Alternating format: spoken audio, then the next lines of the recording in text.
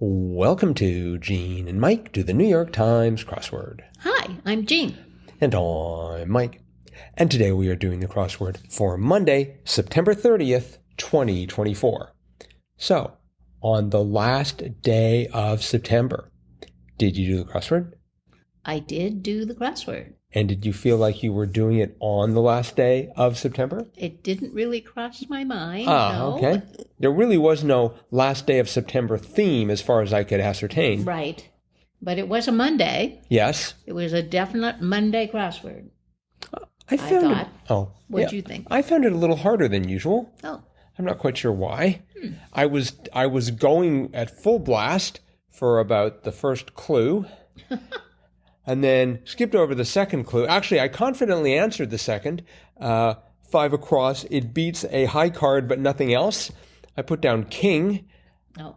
I wasn't quite sure why a king beat an ace, but I was going to go with it. No, I don't believe it does. And then I got 9 across, Activist Parks, Rosa.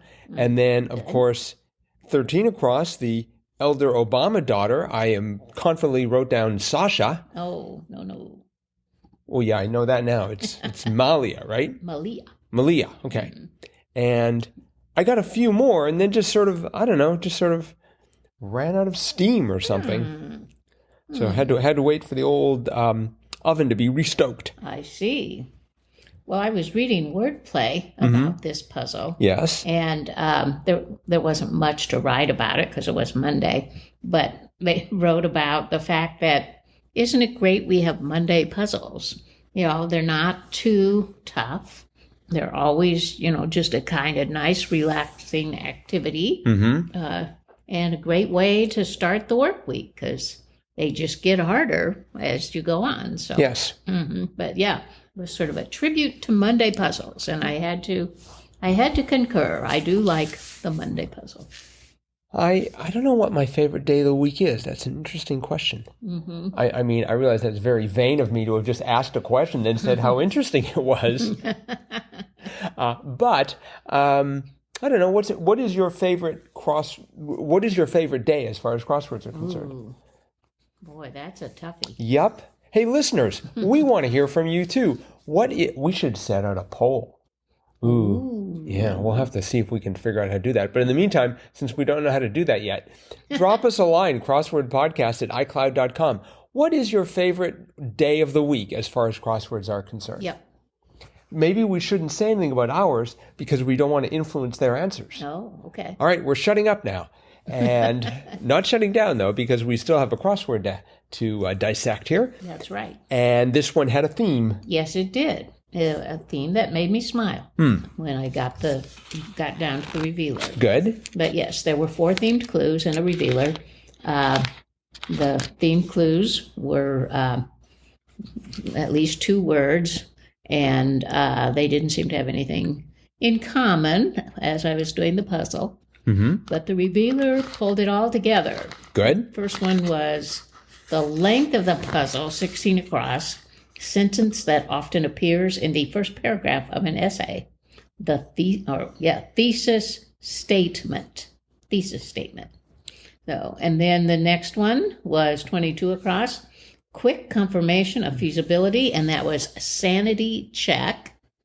Then we had a 37 across, dose for an LSD trip.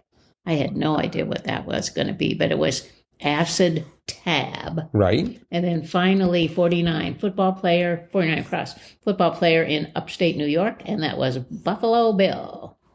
And the revealer was 59 across, went the length of the puzzle, cry from someone seeking revenge, or a hint to the ends of the themed clues. And the answer to that was, you'll pay for this. Oh, that was very dramatically done. Thank you.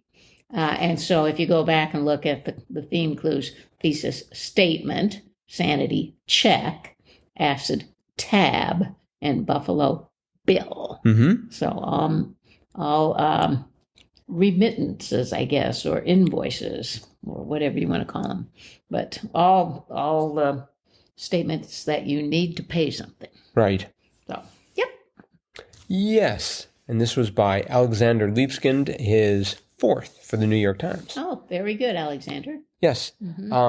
Yeah, when I first was going through this and got to 16 across the old thesis statement, I was thinking that had something to actually do with a thesis.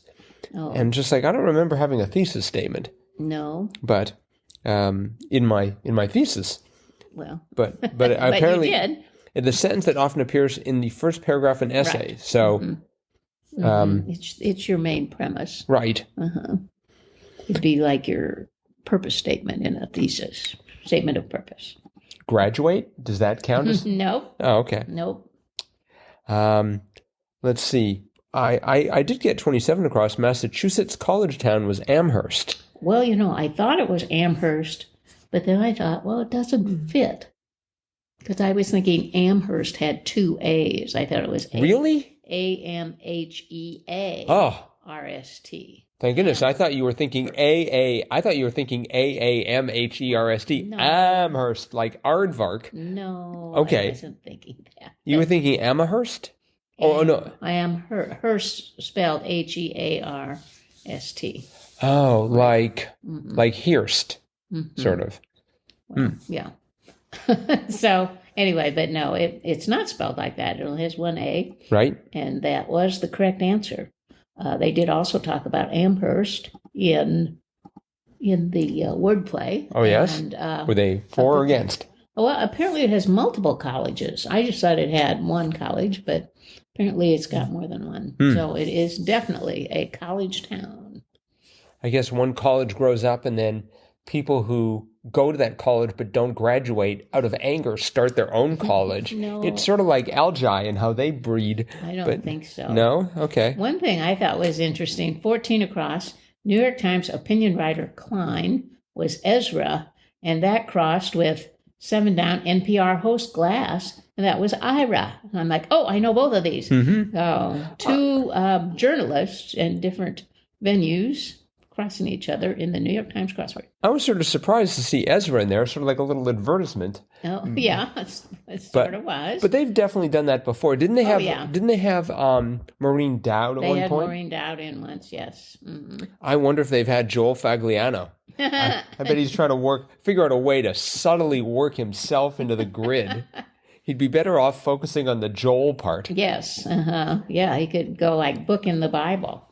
The book of Joel. Maybe you could have some sort of a theme that involves like musical editor Billy Joel Fagliano. That would have to be a Sunday. Yeah.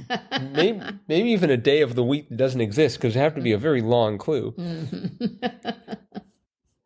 Yeah. That's rather clever of you. I can see the wheels are spinning. The wheels are spinning for those of you who are listening. And I'm not getting. They're spinning because I'm not getting any traction. No, I thought that was very clever. Right.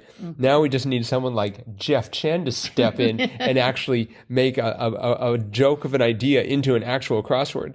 I think it's probably harder. Let's see here. What else? 20 across, the shoe brand name for a Greek goddess, Nike. I knew that. I actually got that. I had to think for a moment, and I started going in the way of like, isn't there a Sia? There's some sort of a shoe. Avia. I think I was going for Avia. And was there Acer? I think no, that's a computer. Yeah. So I went for Avia, and then I thought, no, it's Nike. That's right. So, we had classic ice cream order was vanilla. Yes. That didn't come to me right away. No, because it wasn't a flavor. I mean, yeah, I was thinking sundae or I was thinking like I had the N, and so I was thinking banana or something. No, I mean, there was an A at the second letter was an A, the last letter was an A, and I had an N there, and my brain was like banana, but that was not the case. Banana split. We had animal in Happy Hump Day memes, and that was camel. That's right. That was sort of amusing. Yep.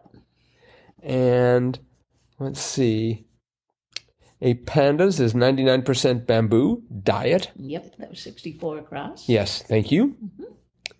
And let's see if there's not a whole lot going on here. A term I'd never heard before was 39 down. Loud and unhappy sports fans in slang. Boo birds. Boo birds. I've never heard that. Boo birds. Well, you've seen it before in the New York Times crossword. Really? It is not a debut. I think we've seen it before. Let's see. It showed up in May of this year, May 25th, a Saturday. Oh. Vocally negative fans in sports slang. Wow. And then it showed up in 2020. Fans that jeer the home team. Fans that jeer the home team informally. And that was by Bluebirds. And that was by Sam Bookbinder. Yeah. Which sounds familiar somehow. Mm-hmm. But, oh, well, I remember Sam Bookbinder crosswords. Really? Oh, yeah. Okay. I bet there's some way to look these up on xwordinfo.com. I bet you can search by constructor. Oh, maybe. At least I would hope you can. Yep. So. Well, I stand corrected, but I didn't remember that, I guess, from May. Boo birds. Well, it's only a couple of times. But it is cute. Yeah. So. Although I don't think, if you wanted them to be quiet, I don't think saying, hey, you boo bird, be quiet wouldn't get you any traction. Yeah, that'd probably start a fight somewhere. Yeah, that's what I'm thinking. Alcohol would be involved. I am almost 100% certain. Right. So, all right. Well, I think that is it for today then. Okay. So thanks everyone for listening. The excitement is continuing to mount as Triplet Tuesday comes up and we announce our Triplet Tuesday contest winner. So you want to tune in for that tomorrow. You betcha. And we'll be back for that as well as the analysis of tomorrow's crossword tomorrow. Bye-bye.